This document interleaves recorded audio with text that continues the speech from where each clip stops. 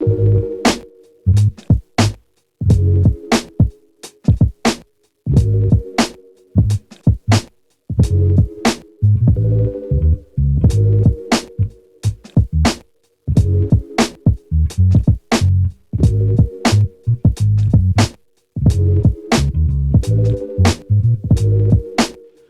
and slim profile sneakers have been on the comeback recently, and Puma have brought back the Speedcat model. Now this is one of the trending sneakers at the moment, and so I definitely had to bring in two different colorways, the red model and the blue model, to take a deeper look. So let's take a look. It's funny because these sneakers actually first released back in 1999, and just now they're making a comeback.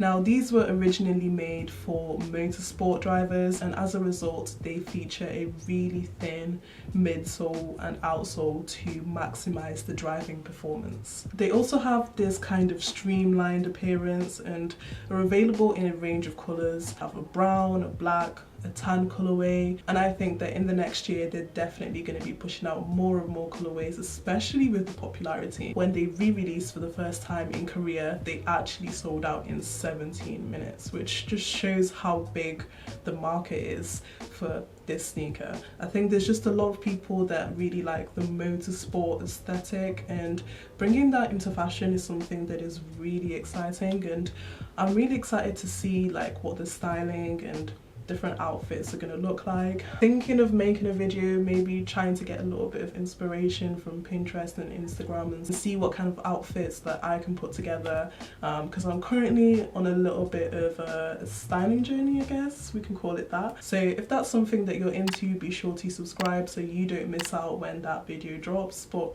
anyways, let's take a look at the sneakers.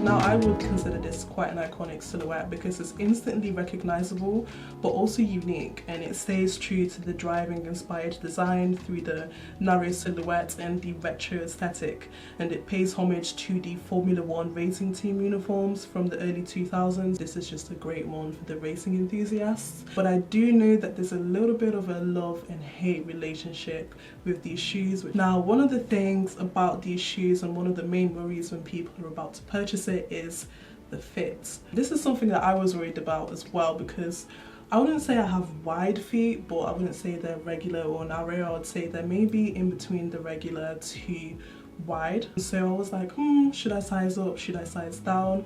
And actually looking at the size guide on the website, it actually shows that the width of the shoe doesn't actually vary in between sizes too much. And so for this sneaker, I would definitely say just stick to your true to size. That is what I did, and to be honest, they weren't too bad. The fit wasn't too bad. It was relatively comfortable. The comfort is limited due to the relatively slim and narrow silhouette, and looking at the bottom of the shoe, you can see that here it is quite thin, and so it doesn't really offer a lot of support. In terms of comfort, you know, it's not the most comfortable shoes that I've worn, but it's also definitely not at the other end of the spectrum, so it's not the least comfortable shoe that I've worn before. To be honest, it's a good trade-off just to get that racing inspired look, and just for the general design, this is quite a unique shoe. And in terms of, you know, its competitors in the market, you know, we do have the Onitsuka Tigers, the Sambas, Specials, SL72s, but I think that, you know, in terms of motor and racing inspirations, this is definitely a unique model. So I do think that in terms of like styling and fashion, it is a good trade-off for the comfort, unfortunately. Now in terms of materials, these are made from a cow leather,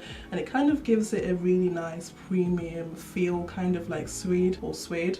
I'm not too sure how you say it. You also have the jumping leopard Puma logo on the toe of the shoe. You also have it on the tongue and on the side of the shoe. And then it also features the Puma striped wave design on the midsection of the shoe at either side. And I think that's pretty much it. Looking at the sole, you also have the Puma logo, your thin outsole that stretches onto the midsection of the back of the shoe. That's pretty much it for the Puma sneaker. It is relatively simple, but I am definitely going to be keeping this blue colorway. As for the red, I'm not too sure. What colorway do you guys prefer actually? Be sure to let me know in the comment section down below. But if you do want to see how I style this sneaker, be sure to follow my sneaker Instagram at VAO_sneakers, where I'll be posting out more and more styling content. But yeah, what are your general opinions on this sneaker? Be sure to let me know in the comment section down below, and I'll see you on the next video.